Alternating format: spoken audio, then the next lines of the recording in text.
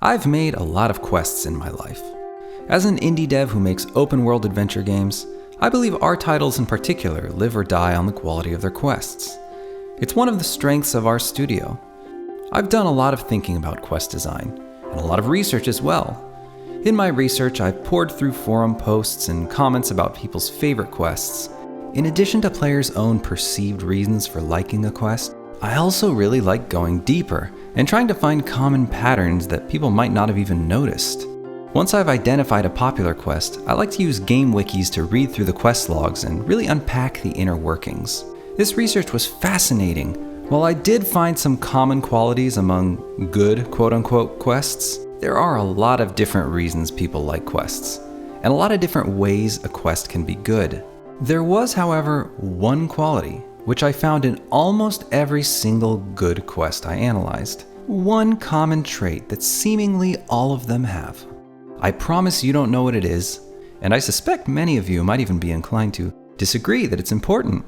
I had never even considered it before, but the evidence vouching for it is overwhelming. I'm gonna do the YouTube thing and save it for number 1. Here's a timestamp if you want to skip to the end. I don't really care. So here we go, ranked by importance, as measured by a mix of research and a bit of my own intuition and experience. 8 avenues of quality in a game quest. Number 8, production value. So to start things off, I've got kind of a simple one. Production value does matter. And it might even be reductive to lump all of the things comprising production value into one category. But I'm talking about the art, the animation, the acting, etc. as it pertains to the quest. Typically, these things get credited to the game itself rather than the specific quest or mission, but I feel like it does need to be mentioned. In fact, this one can be pretty powerful. Imagine a quest where you discover an underground city. Even one that didn't necessarily have a bunch of new content, it almost doesn't matter what else happens in the quest. It's already likely to be elevated in the player's mind.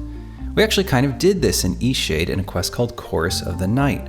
After finding a mysterious band of drummers in the woods at night, you eventually befriend one who, after you help him out, will take you down to his people's underground village. That's not all the quest has going for it, but just the fact that you get to go to an underground village is tremendously exciting to players, and of course tremendously expensive to develop. But that's the developer's problem, not the players. Number 7, choices.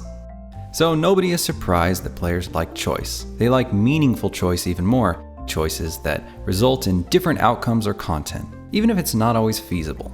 This doesn't just mean dialogue options though. If you've got a quest objective that can be accomplished in multiple ways within the game's systems, players are almost always going to like that. This is the magic of the immersive sim genre, where this particular design pillar is what those games are built around. Now clearly it's not a requirement because we've got the entire adventure game and puzzle genre which is full of single solution objectives, but it does seem that having multiple ways of going about things is exciting to most players. Number 6, impactfulness. So here we're talking about the apparent magnitude of the impact to the game world and the apparent specificness of the outcome. So that's the trick. It's got to be something that only happens because you did that quest or made a particular choice within it. Or at least it has to look that way. Although some types of players will be a little bummed out if they learn from other players with the same experience that it was all an illusion. But anyway, many players do love when they feel their choices matter, especially RPG lovers. Maybe one of the most famous examples is the power of the atom from Fallout 3, where you can decide to help a character blow up an entire city. It's one of the most memorable quests in the game, and I think it's pretty obvious that the magnitude of that outcome is one of the reasons. Number 5, narrative conflict. Here we're getting into story. Most favorite Western stories use conflict as a mechanism to drive interest, and quests are no different. Some of the things I think make a compelling conflict in a video game are the believability of the problem, so the thing that needs doing from the player and maybe even the prescription for the player to be doing it, the relatability of the problem. Now this is just kind of basic story stuff, but if you can get the reader, or in this case the player, to empathize with or understand the conflict, that's going to help suck people in. And of course, characters. Like any story, the player's investment in the characters tends to be really important, and in particular is super hard to achieve in a video game. There's not as many opportunities to show character interactions, so you have to be really clever and efficient when it comes to character building with such a limited amount of text available. Number 4, curiosity.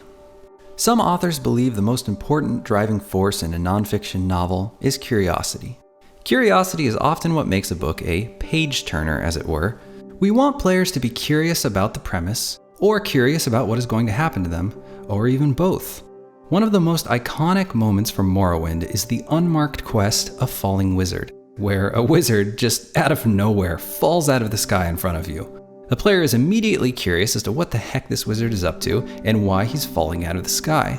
If you can think of a simple, bizarre opening like that, I find players are immediately more interested in whatever comes next. Curiosity is one of my favorite avenues of quality in a quest, because for the most part, its only cost is thought and creativity. 3.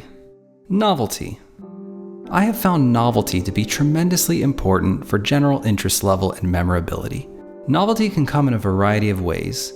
Uniqueness of premise, uniqueness of what the player is asked to do, uniqueness of outcome, and even uniqueness of reward are all ways a quest can stand apart. As I combed through the internet in search of people's favorite quests ever, there was one that kept popping up over and over.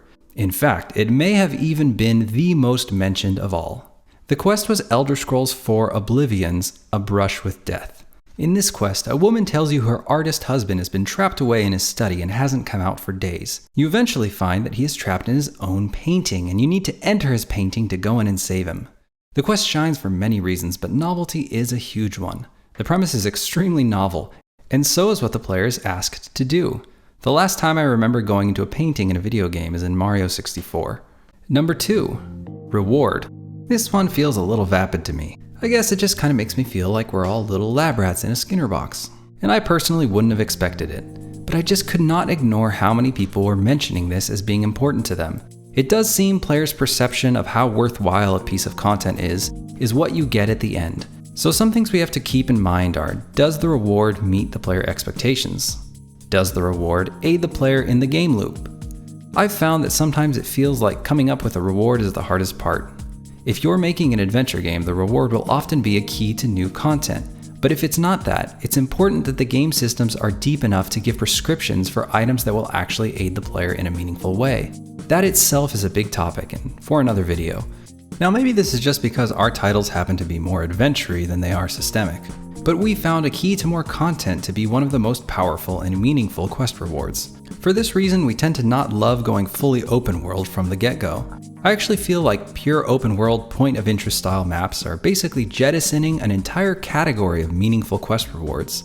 A new area or a new city might just be the most exciting goal that we can give to our players.